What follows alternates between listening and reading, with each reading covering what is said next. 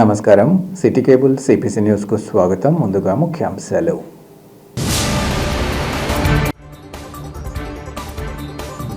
రైతు సంక్షేమమే లక్ష్యంగా మార్కెట్ కమిటీ అభివృద్ధికి రాష్ట్ర ప్రభుత్వం అన్ని చర్యలు.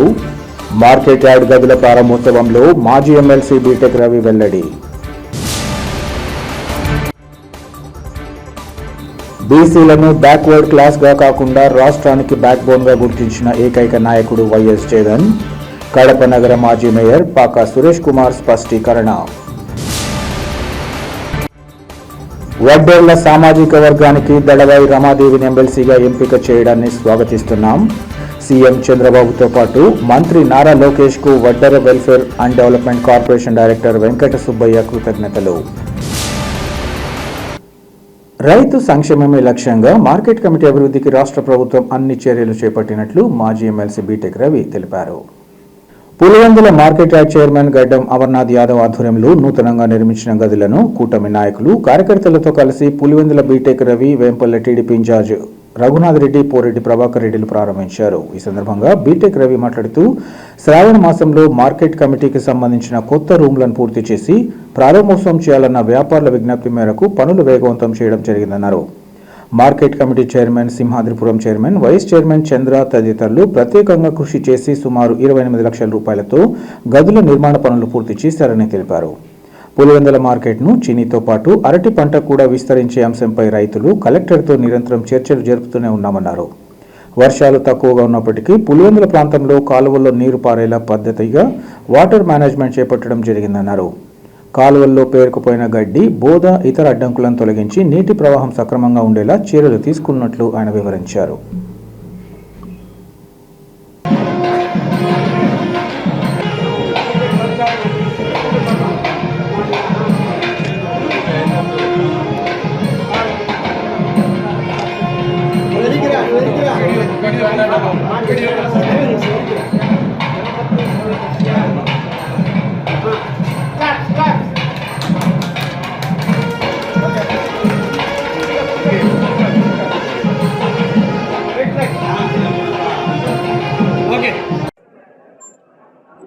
అందరికీ నమస్కారం. తర్వాత ముఖ్యంగా ఇప్పుడు వచ్చేసి శ్రావణ మాసం అంటే జనరల్గా కూడా అందరికీ ఒక సెంటిమెంటు, అందరికీ ఒక మంచి జరుగుతుందనే ఒక ఆకాంక్ష ఉంది. కాబట్టి శ్రావణ మాసానికల్లా మీరు రూములు పూర్తి చేసిస్తే మేము లాంఛనంగా దాంట్లోకి ప్రారంభోత్సవం పెట్టుకుంటామని ఇక్కడ ఉండే వ్యాపారస్తులంతా అడగడంతో ఇక్కడ ఉండే మన మార్కెట్ కమిటీ చైర్మన్ కానీ, సింహాద్రిపురం తర్వాత చైర్మన్ కానీ, ఆ తర్వాత వైస్ చైర్మన్ చంద్ర కానీ వీళ్ళందరూ బాగా కృషి చేసి ఎటువంటి పరిస్థితుల్లో శ్రావణ మాసానికల్లా ఇది కంప్లీట్ చేయాలని దాదాపు 25 లక్షలు ఖర్చు పెట్టి కూడా చేశారు. అంతకుముందు 10 రూములు ఉంటే దానికి 2,000 చొప్పున 20,000 బాడిగా, ఇప్పుడు కొత్తగా వచ్చేటి 10 రూములు ఉంటే దానికి ఒక 20,000, దానికి 2,000 చొప్పున అదొక 20,000. అంటే టోటల్గా ఇప్పుడు అంటే దీని ఆదాయాన్ని పెంచడం అనమాట. మార్కెట్ కమిటీకి ఉన్న ఆదాయాన్ని కూడా ఈరోజు దాదాపు బాడిగల రూపంలోనే ఇప్పుడు నెలకు 40,000 రూపాయల చొప్పున దాదాపుగా వస్తూ ఉంది. మన ఏదైతే పులివెందుల మార్కెట్ అనేది ఉందో చీనీ కానీ, ఆ తర్వాత అరటికి కూడా దీన్ని విస్తరింపజేయాలా, దానికి మేము కానీ మిగతా రైతుల తరఫున తర్వాత కలెక్టర్ గారు కానీ విశేషంగా దీని మీద మేము నిరంతరం ఆలోచిస్తూనే ఉన్నాం. ఇంకా ముఖ్యంగా ఒకటి వాటర్ ప్లాంట్ వచ్చేసి సానా సతీష్ ఎంపీ రాజ్యసభ ఆయన నిధులతో ఒకటి ఇక్కడ కొత్తగా వాటర్ ప్లాంట్ కూడా మేము స్టార్ట్ చేయబోతున్నాం. అలాగే ఏదైతే కాంపౌండ్, గేటు, ఆర్చ్ అదంతా కూడా 22 లక్షలతో ఎస్టిమేట్ చేసి కలెక్టర్ గారికి పంపించడం జరిగింది. 100% డిఎంఎఫ్ అంటే డిస్ట్రిక్ట్ మినరల్ ఫండ్ ద్వారా ఈ కార్యక్రమం పూర్తి చేయాలనుకున్నాం. మీ అందరి సమక్షంలో ఈరోజు వ్యాపారస్తులు పాత వాళ్ళు ఉన్నారు, కొత్త వాళ్ళు ఉన్నారు. మన భారతదేశానికి రైతు లేకపోతే ఏంది లేదు. రైతే వెన్నెముక లాంటి వాడు. కాబట్టి మనము ఏది చేసినా కూడా రైతుల మనోభావాలకు అనుగుణంగా, ఆ తర్వాత రైతులు మనసు గాయపరచకుండా మీరు దీన్ని సజావుగా నడిపించాలని మీ అందరినీ కూడా కోరుకుంటూ సెలవు తీసుకున్నాను. వడ్డెర్ల సామాజిక ముద్దుబిడ్డ అయిన దళవాయి రమాదేవికి ఎమ్మెల్సీ పదవి కట్టబెట్టిన ముఖ్యమంత్రి చంద్రబాబు నాయుడుతో పాటు యువ నేత నారా లోకేష్ కు కృతజ్ఞతలు తెలియజేసుకుంటున్నామని Vaddera welfare and development corporation director Venkata Subbaiah తెలిపారు.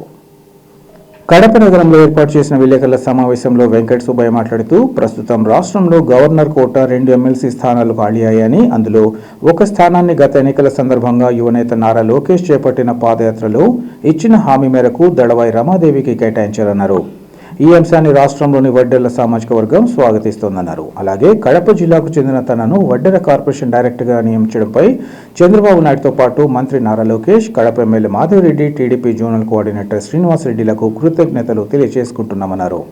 తమ ఊపిరున్నంత వరకు టీడీపీ వెంటే నడుస్తూ పార్టీ బలోపేతానికి శక్తివంచన లేకుండా కృషి చేస్తామని మీడియా ముఖంగా ఆయన తెలియజేశారు.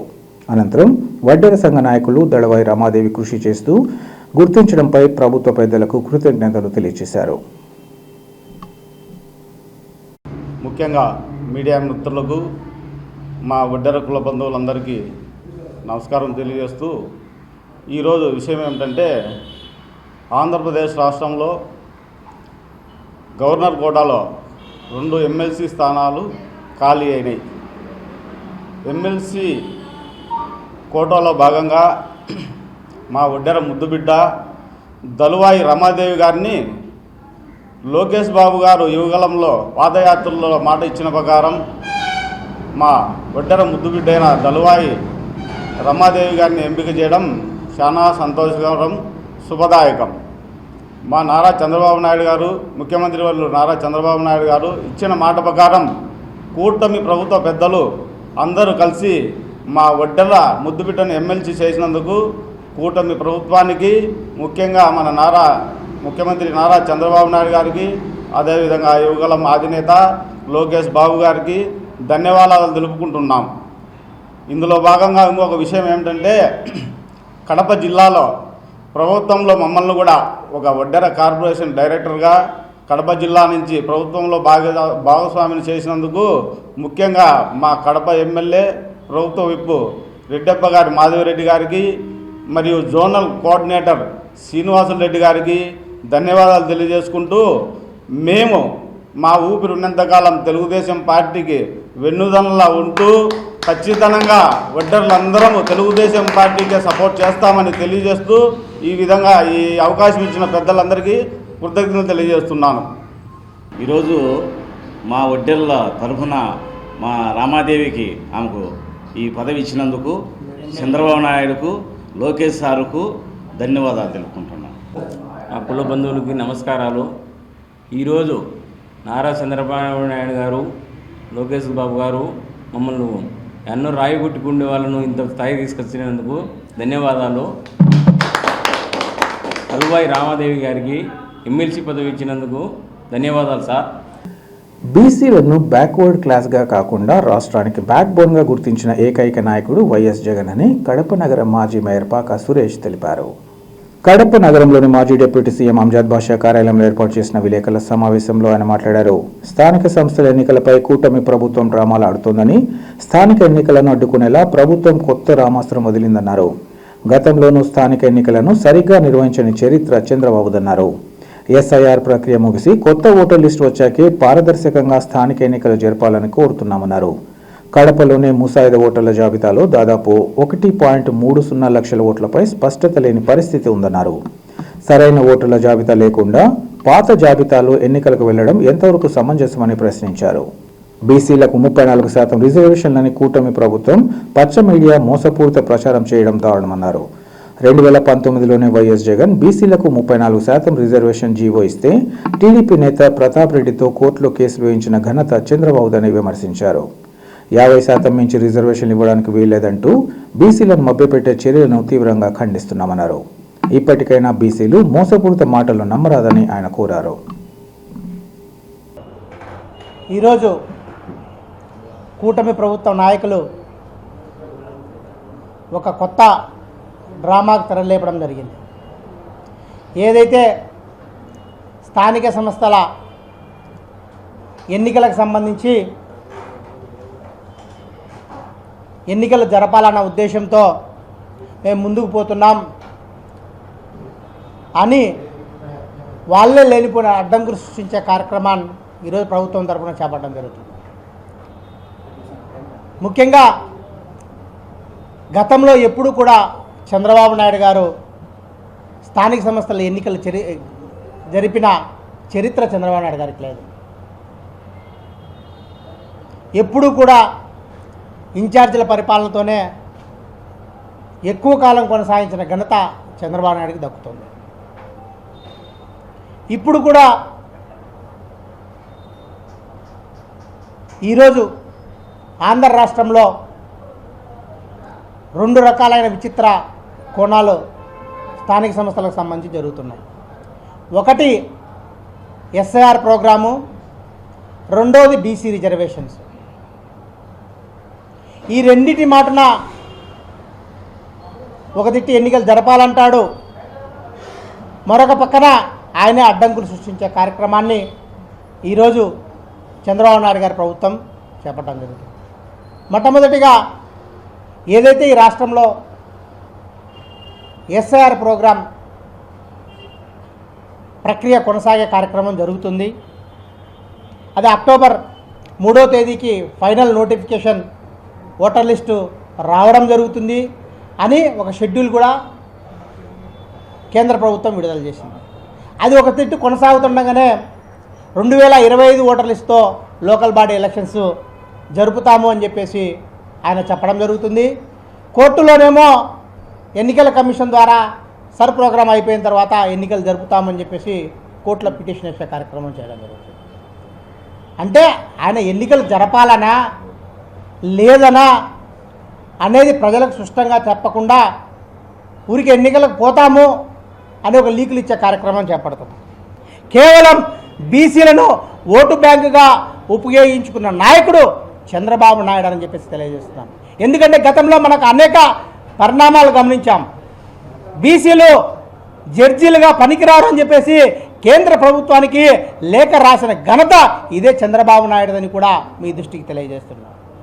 బీసీల యొక్క గుర్తించి వాళ్ళను కులగణన చేయాలని చెప్పేసి కేంద్ర ప్రభుత్వం ద్వారా కులగణన చేపట్టాలని చెప్పేసి ఆ రోజు అసెంబ్లీలో తీర్మానం చేసిన ఘనత జగన్మోహన్ రెడ్డి గారిదని చెప్పి తెలియజేసుకుంటున్నాం. మీకు చిత్తశుద్ధి ఉంటే అది చేయండి తప్ప ఊరికే ఎన్నికలు వస్తున్నాయని చెప్పేసి మేము బీసీలకు ఏదో చేసే కార్యక్రమం చేస్తున్నామని చెప్పేసి కల్లిబుల్లి మాటలు నమ్మితే ప్రజలు బీసీలు నమ్మే పరిస్థితుల్లో లేరని చెప్పేసి కూడా తెలియజేసి రాబోయే ఎన్నికల్లో ఖచ్చితంగా చంద్రబాబు నాయుడుకు తగిన బుద్ధి చెప్తారని చెప్పి కూడా తెలియజేస్తున్నాం.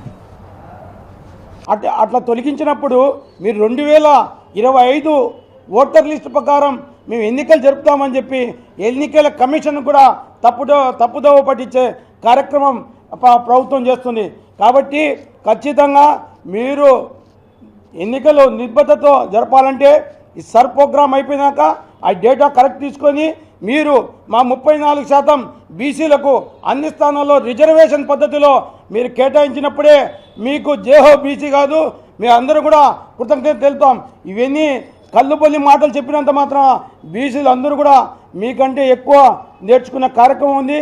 ఎందుకంటే గత 5 ఏళ్ల కాలంలో మాకు 50% కంటే పైన బీసీ మహిళలు కానీ బీసీ జనరల్స్ కానీ అందరికి కూడా అన్ని విధాల పదవులు ఇచ్చి చైతన్యపరిచిన పార్టీ ఏకైక పార్టీ వైఎస్ఆర్ కాంగ్రెస్ పార్టీ జగన్మోహన్ రెడ్డి గారికే సాధ్యమైంది.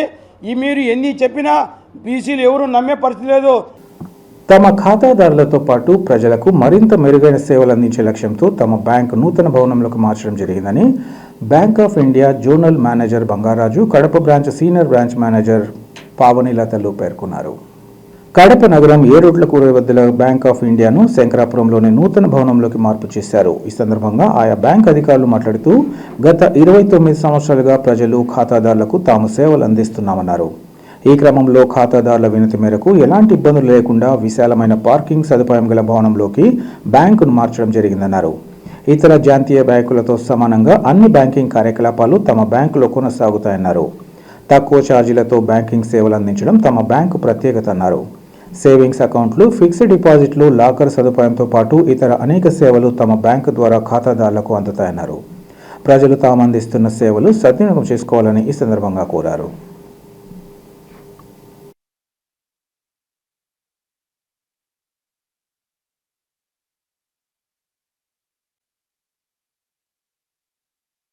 మనది 7 రోడ్స్ నుంచి బ్యాంక్ ఆఫ్ ఇండియా బ్రాంచ్ని ఇక్కడికి సర్కిల్ కొత్త బ్రాంచ్ ప్రెమైసెస్లోకి మనం షిఫ్ట్ చేసాం.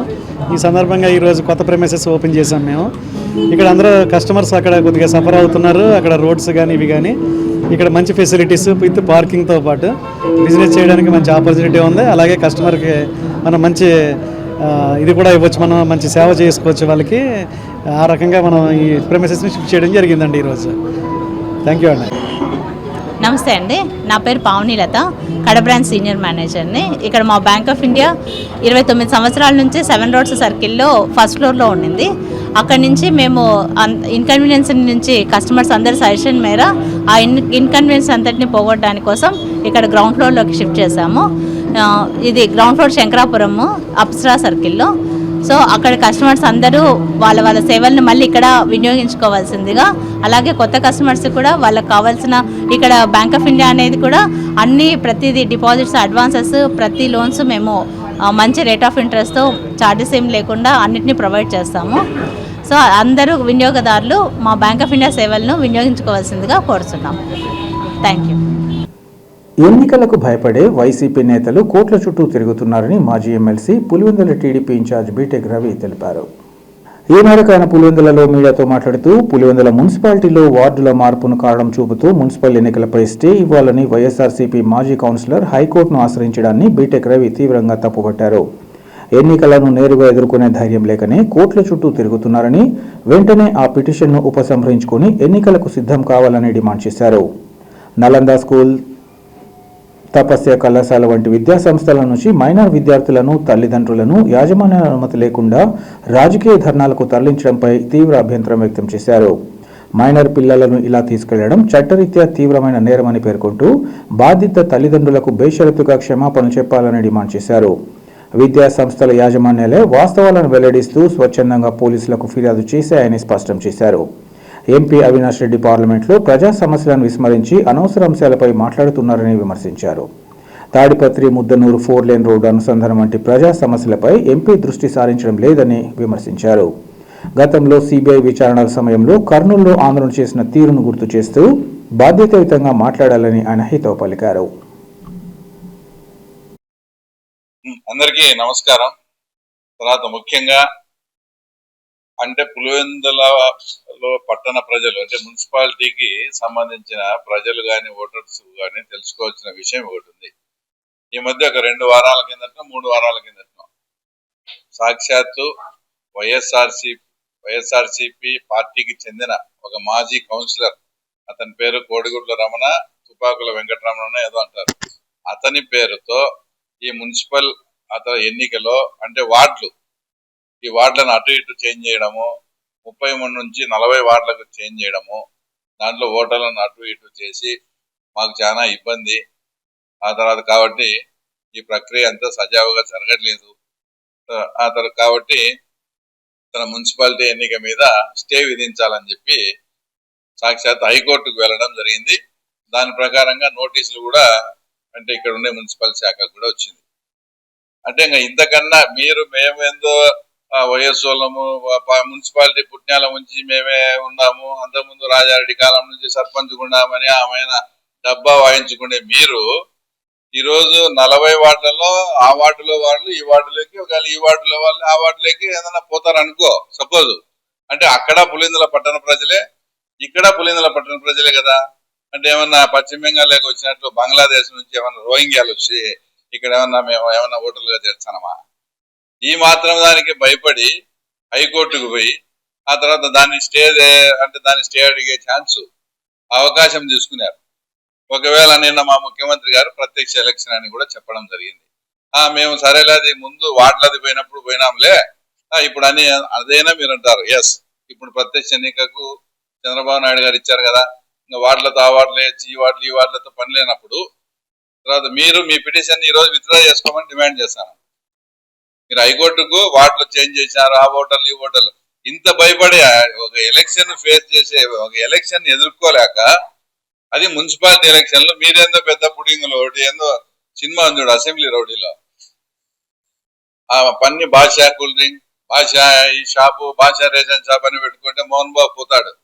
నువ్వేంద్రా భాష అంటే పెద్ద పుడింగ్ అనుకునేవా, పిచ్చిముండా మాదిరి డోలు కొట్టుకుంటాను అన్నట్టు. వయస్సు అంటే ఏందో పెద్ద ఇది మున్సిపాలిటీ ఎన్నాళ్ళ నుంచి వచ్చినా మీరే ఇది అనుకుంటే, మీరు ఒక ఎలక్షన్ ఎదుర్కోలేక హైకోర్టుకు పోవడం ఏంది అంటే, మీరు నైతికంగా మీ పరాజయాన్ని మీరే ఒప్పుకున్నట్టు, తర్వాత నైతికంగా మేమే విజయం సాధించినట్టు కాదా చెప్పండి. మీరేంది ఎలక్షన్ ఆపమని పులిందల్లో ఉండి, అది కూడా మున్సిపాలిటీ నిన్న దాదాపు 10 నుంచి 12,000 వచ్చినాయి వాళ్ళకు. ఇది ఓన్లీ మున్సిపాలిటీ పరిధిలో. ఒకవేళ మార్చేందో 40 వార్డు ఇట్లా వాటిలో వాళ్ళు అట్లా ఒకవేళ ఏదన్నా వాళ్ళ నామ్స్ ప్రకారం చేసిండొచ్చేమో. దాని గురించి అయ్యేందో అవకతవకలు జరిగినాయని దాన్ని సుడ్డు పెట్టి మున్సిపల్ ఎన్నికే జరగకూడదని కోర్టుకు పోయినారంటే, మీరు ఎలక్షన్ ఎదుర్కొనే దమ్ము ధైర్యం లేకనే ఆ తర్వాత ఈ పని చేశారని తర్వాత ఈ సందర్భంగా మీకు తెలియజేస్తాను. తర్వాత నిన్న ఆయన మాట్లాడుతూ, ఆయన 3 సార్లు ఎంపీ అయినాడు, మరి ఆయన ఏం మాట్లాడతాడో ఏమో. ఆ తర్వాత మళ్ళా నన్ను అది మధ్య లేనోడు బుద్ధి లేనోడే ఏదో మాట్లాడినాడు. సరేలే, నువ్వు అంటే 3 సార్లు ఎంపీ కాబట్టి నేను పడతాలేను అన్నా కూడా. ఆయన ఏం మాట్లాడుతున్నాడు, డిగ్రీకి వెళ్ళే స్టూడెంట్స్ ఇట్లా చేయడం తప్ప అని. ఇప్పుడు మీరు ఒక తప్పు పని చేశారు, మర్యాదగా తప్పు ఒప్పుకోవడమో లేదంటే సైలెంట్గా ఉంటే మేము దాని గురించి పట్టించుకోవడం లేదు కదా. తమ స్థలాన్ని ఆక్రమించడమే కాకుండా తమను భయాందోళనకు గురి చేస్తున్న వారి బారి నుంచి తమను కాపాడి తమకు తగిన న్యాయం చేయాలని బాధితులు కోరారు. కడప నగరంలోని వైఎస్ఆర్ మెమోరియల్ ప్రెస్ క్లబ్లో ఏర్పాటు చేసిన విలేకరుల సమావేశంలో వారు మాట్లాడారు. తమకు చెందిన స్థలం పక్కనే సుబ్బరాయుడు గల్లా అనే వ్యక్తి 5 సెంట్ల స్థలాన్ని కొనుగోలు చేసి ప్రస్తుతం 10 సెంట్ల స్థలాన్ని కొనుగోలు చేసినట్లు తమ పట్ల దౌర్జన్యపూరితంగా వ్యవహరిస్తున్నారన్నారు. తమకంటూ ఎవరు పెద్ద దిక్కు లేరని తెలుసుకుని కుటుంబ సభ్యులు బంధుమిత్రులతో కలిసి భౌతిక దాడులకు దిగడంతో తాము బిక్కుబిక్కుమంటూ కాలాన్ని వెళ్లదీస్తున్నామన్నారు. తరచూ ఏఎస్ఐ కానిస్టేబుల్ తమకు ఫోన్లు చేసి ఆధార్ కార్డు తీసుకురావాలంటూ బెదిరింపులకు పాల్పడుతున్నారన్నారు. తమ ప్రాంతంలో రోడ్డు వేయడంతో పాటు తమ స్థలాన్ని తమకు దక్కేలా చూడాలని, దౌర్జన్యకారుల బారి నుంచి తమను కాపాడాలని వారు విజ్ఞప్తి చేశారు.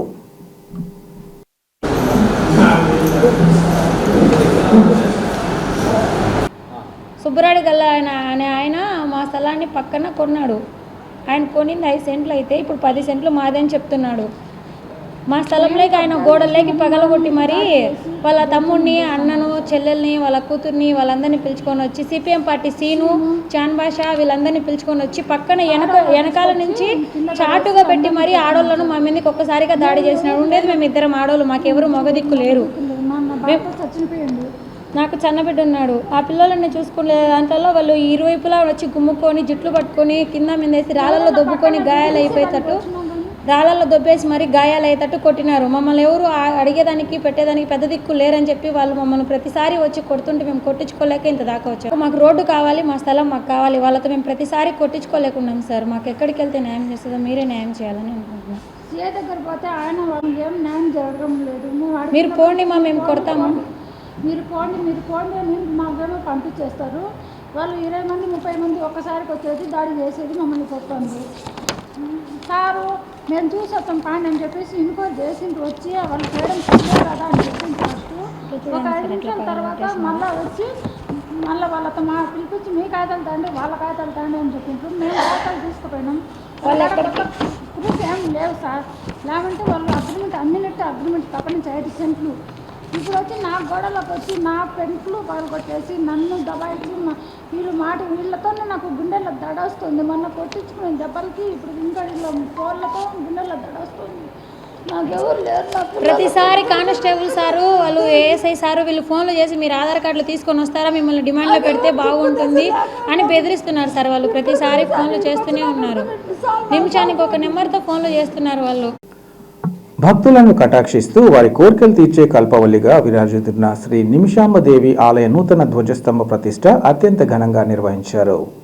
కడప నగరం బెల్లమండి వీధిలోని శ్రీ నిమిషాంబదేవి ఆలయంలో గత 3 రోజులుగా ఆలయ ప్రధాన అర్చకులు అవధానం హరికృష్ణ శర్మ ఆధ్వర్యంలో నూతన ధ్వజస్తంభ ప్రతిష్ఠ మహోత్సవాలు వైభవంగా కొనసాగుతున్నాయి. అందులో భాగంగా చివరి రోజు బుధవారం ఉదయం 5:30 గంటలకు నిత్య పూజ, అర్చనలు, పీఠన్యాసం, యంత్రస్థాపన కార్యక్రమాల అనంతరం ధ్వజ ప్రతిష్ఠ చేపట్టారు.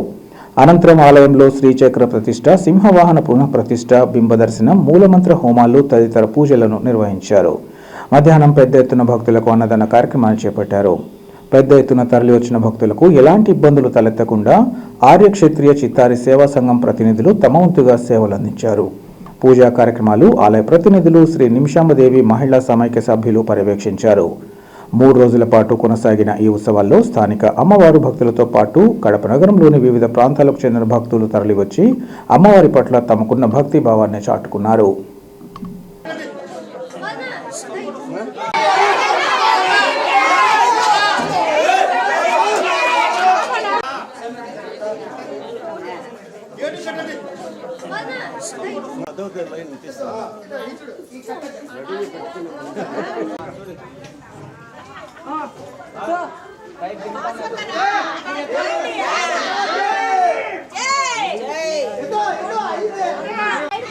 కడప పట్టణం బెల్లంమండి వీధిలో నిర్మింపబడినటువంటి శ్రీ నిమిషాంబాదేవి దేవస్థానం 21 సంవత్సరం పూర్తయినందువలన దారు ధ్వజస్తంభము ఖిన్నమైనది. అందు నిమిత్తము మళ్ళీ కొత్త ధ్వజస్తంభ కార్యక్రమము 3 రోజుల నుంచి చేయడం జరిగినది. మొట్టమొదటి రోజు మండపారాధన, తర్వాత గణపతి పూజ, శ్రీమన్నారాయణ హోమము నిర్వహింపబడినది. 2వ రోజు 18వ తారీఖు మంగళవారము చండీ హోమము పారాయణము నిర్వహింపబడినది. ఈరోజు 3వ రోజు అయినటువంటి బుధవారం రోజు ధ్వజస్తంభము, శ్రీచక్రము, సింహవాహనము, యంత్ర ప్రతిష్ట మరియు పునఃప్రతిష్టలు, ధ్వజస్తంభ నూతన ప్రతిష్ట నిర్వహించడం జరిగినది. తదుపరి మధ్యాహ్నము భోజన కార్యక్రమం నిర్వహింపబడినది. కావున భక్తాదులందరూ అందరికీ విన్నవించుకోవడమేమనగా ఈ యొక్క కార్యక్రమమునకు దిగ్విజయం చేసినటువంటి భక్తాదులందరికీ మా యొక్క ధన్యవాదములు, చందాదారులకు మా యొక్క కృతజ్ఞతలు. ఈ యొక్క గుడి నిర్మాణము జరిగిన తర్వాత భక్తాదులు ఇంకను వారికి దయార్థ హృదయంతో చందాదారులుగా పాల్గొని ఈ గుడిని దినదినాభివృద్ధిగా చెందించవలసిందిగా కోరుచున్నాము. అభివృద్ధి చెందడమే మన అందరికీ ఆశయంగా పెట్టుకున్నాము. తదుపరి వచ్చేటువంటి జనసమూహానికి ఇదొక గుర్తుగా నిలబడాలని మా యొక్క కోరిక. జిల్లాలోని ప్రొద్దుటూరు పట్టణంలో కోట్లాది రూపాయల స్కామ్ ఆరోపణలపై రాజకీయ దుమారం రేగుతోంది. పట్టణంలోని వైసీపీ కార్యాలయంలో ఏర్పాటు చేసిన విలేకరుల సమావేశంలో టీడీపీ నేత నాగరాజు వ్యాఖ్యలపై మాజీ వైస్ చైర్మన్ మునిరెడ్డి ఆగ్రహం వ్యక్తం చేశారు. నిరాధార ఆరోపణల విషయంగా ఆడియోను పూర్తిగా వినిపించాలంటూ మునిరెడ్డి డిమాండ్ చేశారు. 2.5 కోట్ల రూపాయల వ్యవహారంపై విచారణ జరపాలని పేర్కొంటూ రిజిస్ట్రేషన్ కార్యాలయంలో 25 లక్షల వ్యవహారంపై ప్రశ్నలు సంధించారు. ఈ విషయాలపై సంబంధిత అధికారులపై ఎందుకు చర్యలు తీసుకోలేదన్నారు.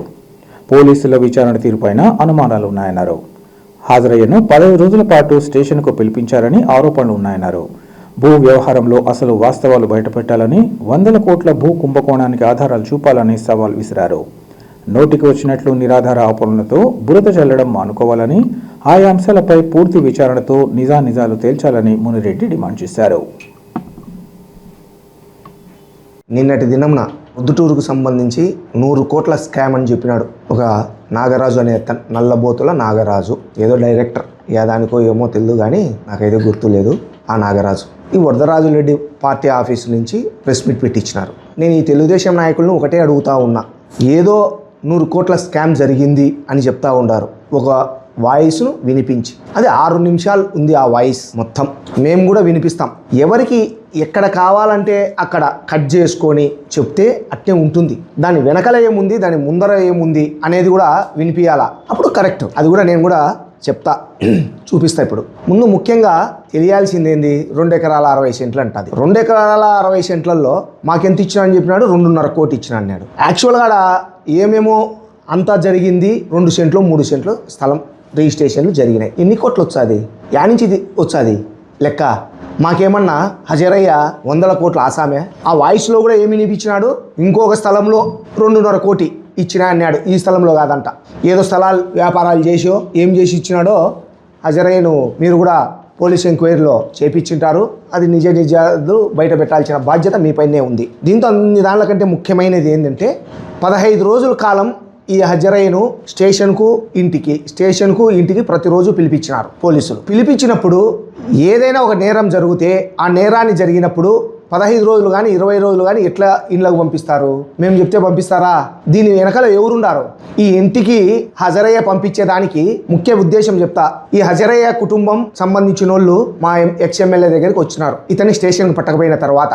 అప్పుడు మా భూమిరెడ్డి వంశీని మా ఎమ్మెల్యే గారు ఎక్స్ఎమ్మెల్యే గారు స్టేషన్కి పోయి విషయం ఏందో కనుక్కొని రాపో అని చెప్పినాడు. ఉండే నిజం వాళ్ళ కుటుంబ సభ్యులను అడిగినాడు మా ఎక్స్ఎమ్మెల్యే గారు, ఏంది విషయము, ఎందుకు పట్టకపోయినారంటే ఏమో తెలియదు, పోలీసులు వచ్చినారు పిలిచకపోయినారు అని చెప్తే అప్పుడు భూమిరెడ్డి వంశీని పంపించినాడు. భూమిరెడ్డి వంశీ పోయి ఏం జరిగింది అని అక్కడ విచారిస్తే ఈ విధంగా తప్పు జరిగింది అని చెప్పినాడు. వాస్తవం. ఆ తప్పు జరిగినాక మా దగ్గరికి వాళ్ళు వచ్చినారు. మళ్ళా లేదు మీ వాంది తప్పు ఉంది, ఇంకా దీంట్లో మేమేం చేయలేము, మాకేం తెలియదు అని చెప్పినాం. చెప్పిన తర్వాత కథ మొదలైంది. ఇంకా ఎవరి దగ్గరికి పోయినాడు?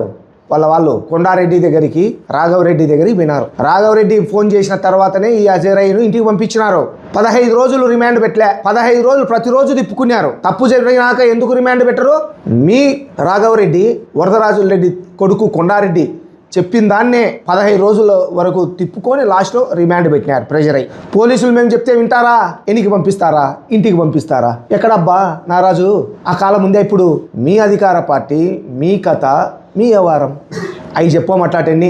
దీంతో రాఘవరెడ్డికి ఎంత లెక్క ముట్టింది? ఓవరాల్గా 60 లక్షలు 50 లక్షలు ఈ వీడియోలో ఉండే సంభాషణ అంతా 2.5 కోటి మాకు వచ్చింది. మీకెంత వచ్చింది? అలా 100 కోట్లలో కొండారెడ్డికి ఎంత వచ్చింది? రాఘవరెడ్డికి ఎంత వచ్చింది? ఎట్లా మాట్లాడతారు? ఆడియో నిన్న వాళ్ళు వినిపించినారు కదా, దాని కంటిన్యూ వినిపిస్తా. మన సమస్య లేదులే. ప్రవీణ్ అన్న ఉన్నాడు, కొండారెడ్డి గారు ఉన్నాడు, మనకు దాని గురించి ఇబ్బంది లేదు. ఏం విన్నారు? కొండారెడ్డి ఉన్నాడు నా ఎంటమ్మడి, నా వెనకాల ప్రవీణ్ అన్న ఉన్నాడు నా వెనకాల అని చెప్తున్నాడు. అంటే ఏమని? వాళ్ళు కూడా భాగస్వామిలే కదా ఈ 100 కోట్లలో. మాకు లెక్క ముట్టింది అంటే వీళ్ళకు ముట్టినట్టే. మాది నిజమైతే ఇది నిజమే, ఇది నిజమైతే మాది నిజం, మేము ఒప్పుకుంటున్నాం.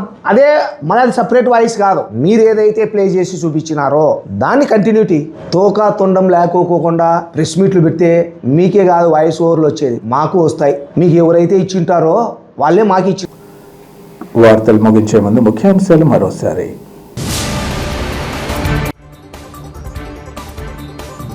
రైతు సంక్షేమమే లక్ష్యంగా మార్కెట్ కమిటీ అభివృద్ధికి రాష్ట్ర ప్రభుత్వం అన్ని చర్యలు.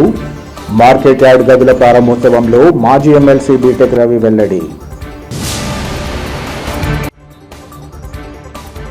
బీసీలను బ్యాక్వర్డ్ క్లాస్గా కాకుండా రాష్ట్రానికి బ్యాక్బోన్గా గుర్తించిన ఏకైక నాయకుడు వైఎస్ జగన్. కడప నగర మాజీ మేయర్ పాకా సురేష్ కుమార్ స్పష్టీకరణ. వడ్డేర్ల సామాజిక వర్గానికి దళవాయి రమాదేవిని ఎమ్మెల్సీగా ఎంపిక చేయడాన్ని స్వాగతిస్తున్నాం. సీఎం చంద్రబాబుతో పాటు మంత్రి నారా లోకేష్ కు Vaddera welfare and development corporation director Venkata Subbaiah కృతజ్ఞతలు. సిటీ కేబుల్ సిపిఎస్ న్యూస్ ఇంతటితో సమాప్తం. నమస్కారం.